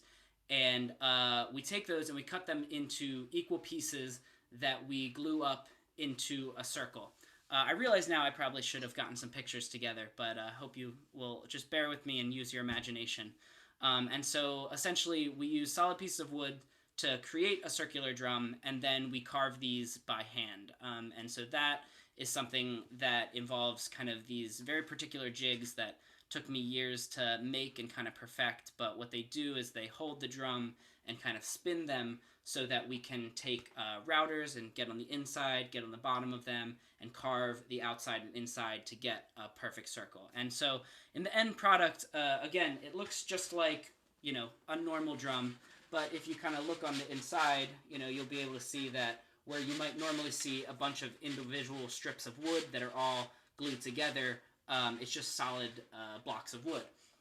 And so what's kind of interesting about that, and this is where I'll kind of try to bring this to some sort of a conclusive head, is that, no pun intended, is that, when you bend wood, you're essentially putting tension on your material. Same as if you were taking a rubber band and you were stretching it out. So whenever you stretch something, put tension on it, it's going to raise the pitch. And so to counteract that, with drums, ply drums, like I was saying, in a vintage sense, you tried to make them very thin. But you're kind of, playing with fire there. You're trying to, make something as thin as possible, but also make it as strong as possible. And so what has happened over time is, in my opinion, drums have kind of become over-engineered. You have a lot of ply drums that have become really thick, and so there's really so much tension on them that if you release that tension, it would just go back to opening back up to a flat piece of wood. So what's interesting about stave drums is that when you glue the wood together and carve it, all of the wood remains at rest. And so I wish I could show you right now, but if you take a ply drum and a stave drum and hit them next to each other, even if they were the exact same thickness, exact same size, exact same specifications, same wood type, they're going to resonate at vastly different pitches. I've found of the same size, stave drums usually resonate a full octave below a ply drum. And yes, you heard that correctly, a full octave below. So when we make them, usually we'll make them a little bit thicker than a ply drum, and yet it'll still resonate in around the same range or oftentimes a little bit lower. But what's kind of interesting is by making it thicker, it gives you a wider tuning range, just kind of like what I was talking about with like having a djembe, where you can put a lot of tension on it and get it to, you know, really scream and crack, or you can tune it down kind of like, you know, like a kunga or like a junjun and get kind of like that deep sound. You know, and so to me, it's kind of taking what I see as like the best of both worlds and putting them together. And then it gives you all this room to mess with things like bearing edges, making, you know, more creative designs there, you know, more options with rounding and just different ways that you can tweak the sound. I've actually made and am working on some drums for some people that are in this chat. Shout out to Arjun. I just finished a drum for him about last week. And also Eddie Everett. I was actually just in the shop working on his drum today. So I was in there carving out the inside of his maple cherry snare that we're working on. And so, you know, it's kind of fun being able to work with friends. Eddie was actually one of my first ever drum teachers. So it's really cool to be able to make a drum for the person who basically taught me how to play drums in the first place. And so, you know, I'll kind of wrap it up there for now. I don't want to take up too much of anyone's time, but if anyone has any, you know, questions, we essentially make all sorts of traditional drums, snare drums, toms, bass drums, you know, full kits. But like I said, I like to say to people, you know, even if you have every kind of ply snare that there is in every size, none of them are going to feel or sound or tune quite like a stave drum. So it's really taking what I think of as kind of an old school approach with kind of in the modern context of, you know, where drums are at now and, you know, and where they're going. Oh, hey, look at that. There's a picture of one right there. And so there you can kind of see the you know, the individual strips of wood going top to bottom. The last thing I'll say, actually, just on a physics note for anyone that's interested, one of the cool physical properties of a stave drum is that all of the wood runs top to bottom. So the actual wood grain is moving in the same direction as the vibration. You know, when you hit a drum, the vibration is being passed back and forth from top to bottom. And so part of that is the air moving from the top to bottom head, but the other part of that is the actual vibration running through the shell. And so you might not think it makes a difference, but it does actually when vibration is moving against wood grain. Again, it's all about resistance, you know, resistance or lack thereof. The less resistance, the lower the pitch, the easier something will resonate. The more resistance, the higher the pitch, the shorter that tone will last. And so, you know, so just one of the other reasons where there's some cool kind of physical properties of constructing it this way that just allow the drum to respond differently than it would in the more traditional ply sense. But yeah, you know, I think I'll wrap it there. And if anyone has any sort of questions, I'm glad to I have answer. a question. Yeah. So you said that you tend to make them thicker than a ply drum. Correct. And I think maybe you did explain it, but I didn't follow why you would do that. So, because like I was saying, so if I was to make a stave drum, which I have done to the exact specifications of say an 8-ply snare drum, which, you know, 8 to 10 ply would be kind of standard. Usually those are around 1/4 of an inch. Sometimes depending on the thickness of a ply, they'll be around maybe 3/8 of an inch at most, but it's rare that it would, you know, get that thick. When I've made stave drums to those exact specifications, the pitch is so low. It's an octave low. It's almost too low. It's like if you wanted to just play the meatiest drum sound possible. And so I find that it didn't even need to be that low. So what's cool is by making it a little bit thicker, it gives you more range so that you can still tune it up high without the drum choking on you. But if you tune it down low, it's still going to resonate usually lower than a ply drum. The other benefit, aside from tuning range, is that you have more wood where you can place the bearing edge. So for example, a lot of modern drum sets, there's so little space on the drum, they won't even have an outer cut to a bearing edge. They'll just have an inner cut that goes to the edge of the drum. So if you ever look at your drum, this is the outside, and then you've just got a bearing edge like that. It's not really great because when you have a drum head, usually that part of the bearing edge is sitting on your curved section of head, where in order to get something to tune, you really want it to sit on the flat part where your head meets a flat spot. So when you have a little bit more room with the drum, for example, the way we do our bearing edges, we will curve the outside, bring the edge a little bit in further towards the center of the drum, and then have kind of maybe a round at the top or a inside cut, so that when the bearing edge actually hits the head, it's hitting it right on the flattest spot of the head, which will just make it, I mean, it is like night and day tuning wise. You put it on, you can just get it finger tight and you'll already be getting tone out of the drum. So I think tuning range and bearing edge, flexibility and just being able to have a more, you just have way more options with bearing edges. You could say, oh, this is great. I'm getting a little too much, overtone. It's a little too ringy, and you can round that over. You get a little bit more muffling, or you could say, you know what, this sounds great, but I really want more attack. You can add a little bit more of a cut to it, and so you just have a lot more options of shaping the tone by having a little bit more wood there. And like I was saying, I'm always in favor of having more wood, but at a certain point, you start to raise the pitch as the mass of the drum goes up. So it's all about finding that sweet spot between where you get a great tonal range, but then also the drum is light enough to where it still resonates the way that you want it to. Thank you. Yeah, Awesome. thank you. Ethan, we have somebody in the comments asking if the drums that you build are behind you. And Oh yeah, I've got a kit over there, and I've got the snare drum right here. I'm not really like set up for sound. I can give like a real light tap right here, just so you can kind of hear, just like the sensitivity of it. It's very, very sensitive drum.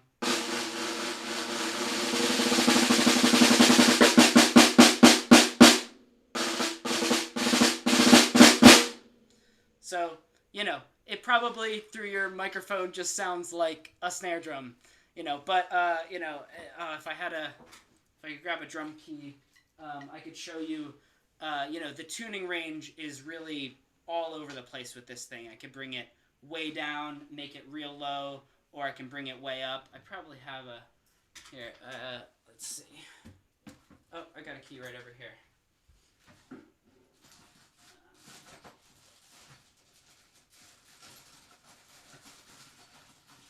So just go through a quick little demonstration of this. So we've got kind of in the middle here,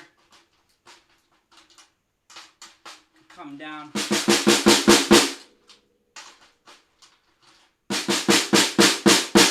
So we've got kind of a nice warm, and then if I wanted to bring this up.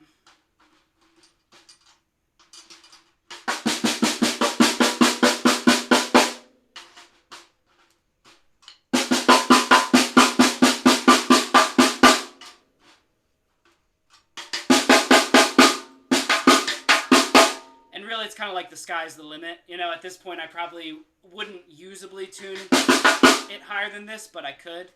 And, hopefully you can hear, I wish I had, a better mic set up. The nice thing is that in each range, it still responds as if it was meant for that range, but it really feels good. And I see someone wants with snares off.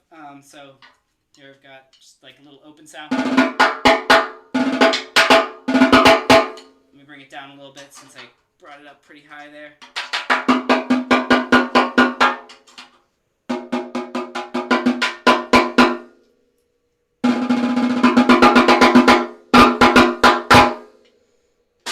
And so that's probably around where I would play it. But Can you talk about, I mean, I know you're just tuning quickly. Maybe that's why you're only tuning 2 lugs, but in general, because you are a drum builder, I always consider drum builders kind of like some of the best tuners on the planet. And kind of what I have to do all day, every day. Yeah, so I'm curious if you have any like quick and dirty tips on tuning that you'd be willing to share before you go. I mean, I could probably do, a whole seminar just on tuning if you ever wanted me to come back. That would be so cool. Yeah, I would say real quick, the most important thing I like to tell people about tuning is make sure to seat your heads properly. So when you first put a drum head on your drum, the impression that the bearing edge makes on your drum head, it's always going to want to go back to that spot. And one of the most important things is when you put a drum head on, take the time to feel around, make sure that it feels centered, make sure that it's making even contact. Whenever I bring a drum head down, I always try to do it like, I'll do it finger tight, and I'll be doing the lugs on either side of the drum together. That way it just pulls it down. Otherwise, you pull one side, it pulls it one way. You tighten the other side, it pulls it back. And by the time you've tightened all of them, who knows where your drum head ends up. And a lot of times we don't see it. Some of these new Evans heads, like the UV1s and UV2s, have like a clear section around the edge, which I kind of like because it forces you to actually look at where your drum head sits and make sure that it's centered. But I think like just most importantly, if you get a drum head centered and seated properly, I like to tune it up first time so it really makes that impression. Kind of seat the drum head. A lot of people go crazy. They'll like, try to almost look like they're breaking the drum head. I really think that that's overkill. When you push down on a drum head, it's only meant to get out any sort of like areas where it might have gotten caught or kind of pulled to one side. Is to just kind of push it back down to the center. I like to tune it up real high, let it sit overnight, and then just bring it all the way back down to the beginning and start again. The last thing I'll say, as far as getting a good snare drum sound, my thoughts on this are always make your reso head as tight as you can tolerate it. And I'm not saying crank that, but get it as tight as you can to where you're still getting the tone that you want. Because your resonant head is all about your sensitivity, the sensitivity of the snare wire and how well it's going to pass that vibration back to the top head. Also, your lugs on either side of your snare wires are always going to be a little bit looser. So it's nice to kind of put some extra tension on the ones, the 6 or 6 to, usually 4 to 6 that are on the rest of the drum. And, then kind of tune the ones next to your snare beds basically to taste. And there's a lot that I could go into that. You can make those real loose and they can kind of actually help to muffle your reso head. What are your thoughts? What are your thoughts on the snare wires themselves? So with snare wires, I'm a big Pure Sound fan. I've always enjoyed the Pure Sound customs, always work well for me. I think I probably have a 20 strand right here, which is kind of my go-to, just kind of the best of all worlds. In general, like the fatter, wider wire, you'll get a very, very sensitive sound, and you'll get, sometimes a little bit of a fatter sound of the snare. You get a lot more sympathetic vibration though, which, if you're playing in a band context can really matter if you're on stage and the whole time you're just hearing from your snare drum. And then if you go too thin, it can sound very crisp and articulate, but sometimes you lose a little bit of sensitivity. So I always find, a 20 strand is kind of my preference. I've been recently messing around. Pure Sound has some kind of interesting variations. They have an equalizer, which has some of the snare wires missing that kind of is supposed to nullify some of the sympathetic vibrations that you'll get. And then I recently started using ones that are called the Twisted series, which actually have 2 wires twisted around each other. So each wire is like a double wire, almost like a 12-string guitar, but in snare wire form. Those are pretty cool. They get a little extra snap out of the drum. With snare wires, I think it's all about just trying different ones and seeing which ones you like. But I think when in doubt, going with a Pure Sound 20-strand custom wire is going to sound great like 99.9% of the time. So that's usually my go-to. Cool, thank you. Yeah, absolutely. All right, man, I love like gear and, tuning and all these questions. I could literally talk about all day. So, feel free. And you do. I do. Yeah, that's right. Well, drummers love drumming, and we love talking about drumming. Yeah, for sure. And I'll just pass the potato salad. Yep. Yeah, I'll just throw this out there too. We are on like an appointment basis only, but if anyone wants to come, check out the shop, I can leave my email right here in the chat. It's just ethan@phillydrumco.com, and we do offer tours of the shop where you can come and ask me a billion questions about drums. and try out some of the ones in person if you want. So I'm gonna just write my email here, and feel free to any drum related questions you have. I'm more than happy to answer. Ethan, put up your website too. Yep. Oh, thanks, Eddie. And then www.phillydrumco.com. Yeah. Yeah, and I hope, like I said, I just finished a black walnut snare drum for Arjun, and we're gonna do a little recording session soon where we're gonna come and mess around with that, get some video of that, and then I'm looking forward to finishing up Eddie's hopefully within probably the next month or so, and then hopefully he will show that to all you guys at some point as well. Oh, absolutely. All right, nice. Yeah, man. Proud of you. Thanks, Eddie. Yeah. Couldn't do it without you, man. That's why we're all here, right? Absolutely. Yeah. Ethan, how did you learn all this? You obviously have done your homework and you know your history, which is really impressive. Thanks.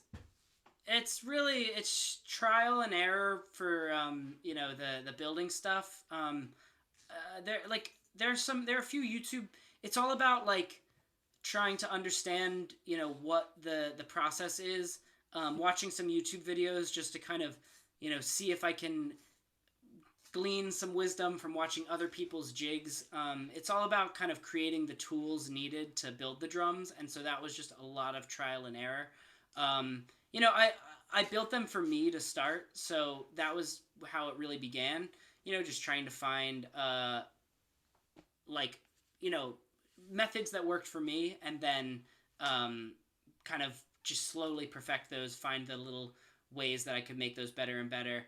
And then the history really just came from just being interested in drums, just love drums. And, this is all just a part of my ongoing love obsession with drums. So to me, it's all just different pieces of the same puzzle of trying to understand and deepen my connection with, drums as a whole. And the last thing I'll say is, for me, I think there's nothing better than when, as a drummer, we can get inspired by our instrument. I think we can all probably relate to that feeling of when you sit down and you hit your drum and it almost surprises you. It gives you either exactly the tone you were looking for or something that you didn't expect that just instantly sparks some creativity. And so I've just realized over the years that, we get so much as drummers from our actual instrument that was when I started feeling like I was hitting roadblocks with just using average drums. I wanted my drumming to be great, but I realized it couldn't get there until I felt like the tone, was also representative of, my style and my sound. And so this was all just kind of a part of that process. And then, lo and behold, turns out I wasn't the only drummer, trying to do that as well. So once I started talking to friends and other drummers in the Philadelphia music scene, and then we started linking up with, guys like, Spanky and Marlon and, and Chris and some other guys that are, out there touring and are kind of like telling me, okay, this is what I need for this tour. This is what I need for this gig. It's all just about taking what I'm looking for and listening to what other drummers are asking for. I learned that from the history of Ludwig. That's how Ludwig started. William F. Ludwig was just the guy who listened. And that really was what created all the innovation. No one's going to know what drummers need better than drummers. So if you just listen, you start to kind of hear what people are looking for and what they can't find, just going to Guitar Center or Sweetwater and just trying to order something, right off a factory shelf. Awesome. Ethan, I've been out to see your band a few times, and I didn't know, right on. the craftsmanship of your, that you put into your drums. So I'm curious, like your road kit that you would use on the day, if you're, out on the road. What's that? That's the one. I'm curious what decisions you made, in making that kit. So this kit is funny, the drums that I use are almost always the prototypes that I experiment on and then don't feel like, selling. This is the first drum kit I ever made. And so in certain ways, it's not the drum kit that I would build for me now. I'm actually in the process of finishing another kit for myself that's kind of the more modern version of it, the one that I plan to be gigging with now that shows are coming back. But this one, I based the whole thing off of, my impression of kind of the vintage Ludwig Slingerland kit. So it is a 22, 12, 16, all shorter depths. So it's like 22 by 15, 12 by 6.5, and 16 by I think it's 16 by 14, although I probably should have done 16 by 12 in hindsight. And they were thin mahogany shells, and I actually did re-rings on all of them, which is the only kit I've ever done re-rings on. But I was really just trying to emulate, and that was why I kind of went through that whole history of vintage drums, because I was really trying to emulate what I thought was the best version of, like, what drums is everyone saying, like, oh man, I just love the sound of these. Like, what is, you go into every studio and you're finding a vintage mahogany kit with re-rings in it, so I was like, let me start there, but do it stave and see how that sounds. And what I found was that making them that thin with re-rings was just, it was like, it sounds great. I mean, you're probably not going to be able to hear it through here, but it's a very deep,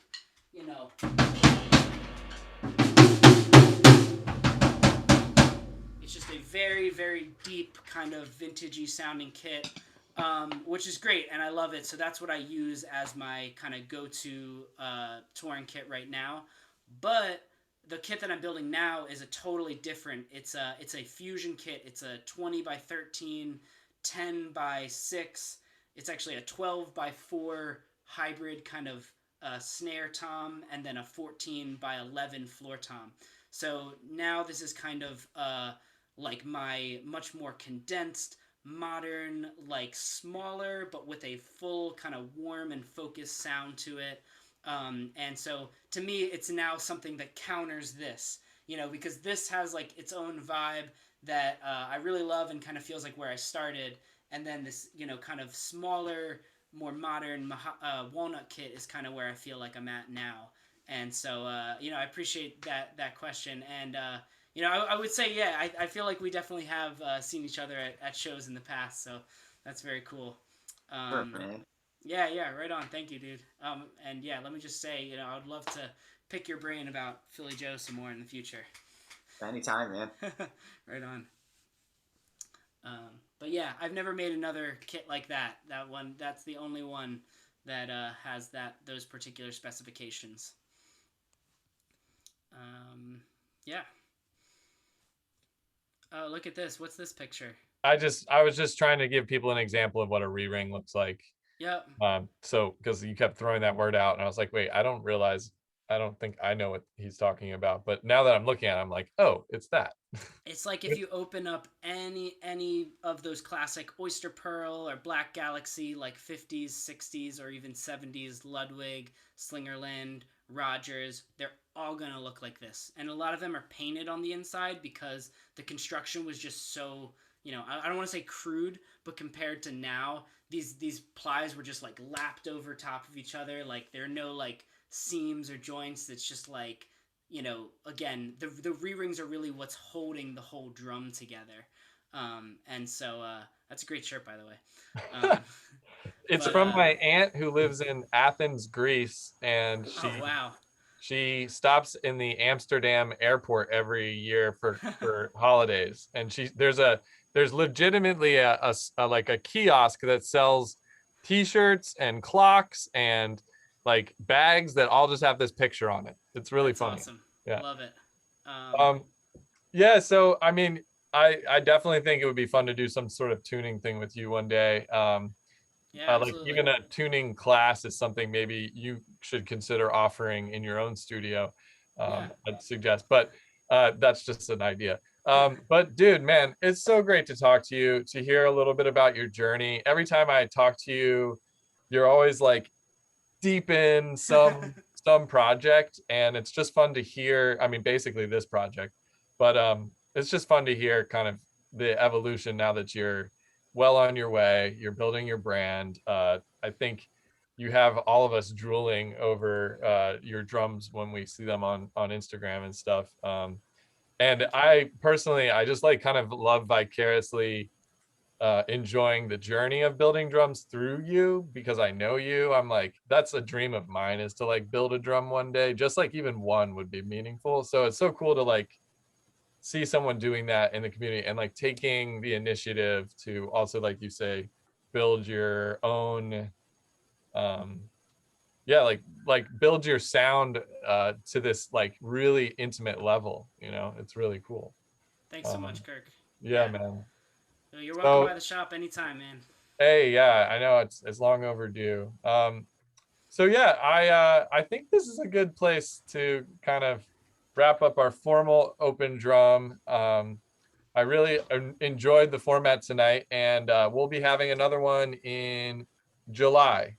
So like I said before, we have and yeah, actually before we do that, let's all give it a round of applause to Ethan, please. I didn't give everybody a chance to give a round of applause to Ethan. But yeah, so the I'm trying to pull up my little graphic. We have Jason Gianni, May 18th, coming in to do a clinic on odd time signatures. So be looking for sign up for that. We'll have Facebook and registration and stuff, but you know, it's all pretty fairly easy to figure out at this point, hopefully. And if you have any suggestions about our events and you have any ideas or feedback, we would appreciate your feedback. Actually, Amy, do you have the survey that you might be able to put in the chat for us? I don't, but we can email that out. Okay, yeah. So we're going to send out an email that will have information about Jason Gianni coming up. It'll have information. Oh, last thing before we go, I did want to share this really cool thing that we're doing. And one of our steering committee members, Caitlin, who can't be here tonight because she's feeling ill under the second shot dose vaccine situation.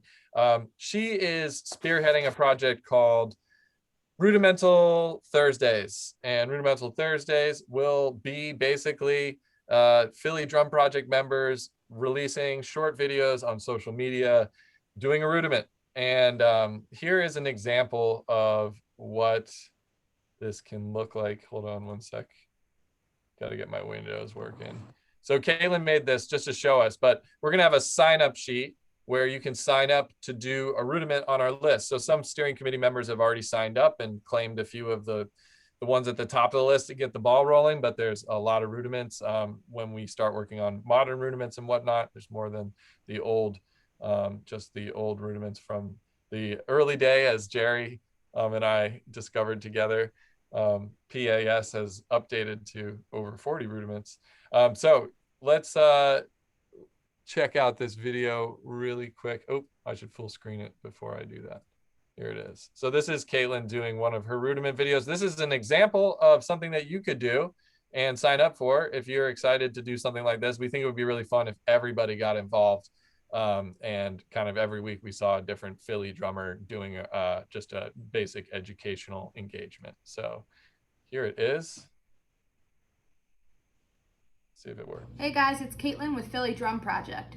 We're going to be starting a new series each week called Rudimental Thursdays, where we will be posting a different rudiment exercise every single week.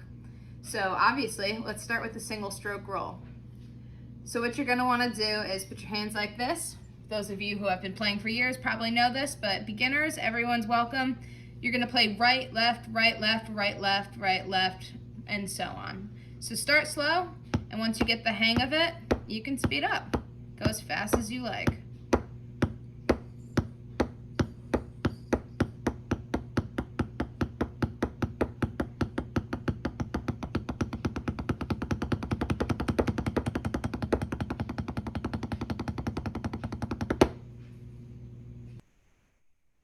All right, so that's just a very basic example.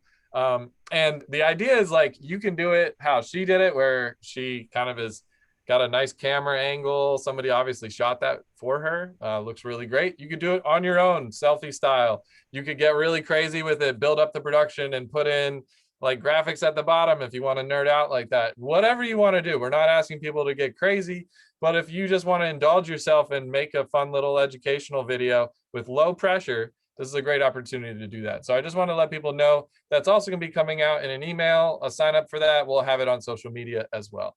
So I'm just going to end it right there as far as all the official stuff. Mike, is there anything else that I forgot to say? No, pretty much covered everything. The only thing is, if you enjoy this kind of stuff, do consider dropping us a tip or a donation. It helps us out a lot. Everything is funded completely by members, and we are a nonprofit, as we mentioned before, so every little bit helps. Yes, thank you so much. And again, May 18th, we'll see you again. We're going to be announcing our new June Female Philly Drum Project presenter soon. Be looking for that. And otherwise, I'm going to open the floor to people to talk about whatever you want. We'll hang out for a little bit and probably end the call when it starts to fizzle out. Thank you so much, everybody. I did forget one other thing as well. Yeah. I got confirmation from Ryan, who founded the project. We were actually incorrect on the anniversary. Our 10th anniversary will be next year, but it's our 9th this year. All right. So, which is good because we didn't miss our 10th anniversary, so we can get it next year. So we'll have to make a really awesome year of programming for our 10th year, but it's really exciting. Maybe we can have another festival for the 10th year. Yeah, I think so too. So anyways, yeah, everybody, thanks for a wonderful time. We love you. It's so great to have this community. You guys are awesome. Thanks for letting me do this every time. It's been an honor, and hope to see you soon.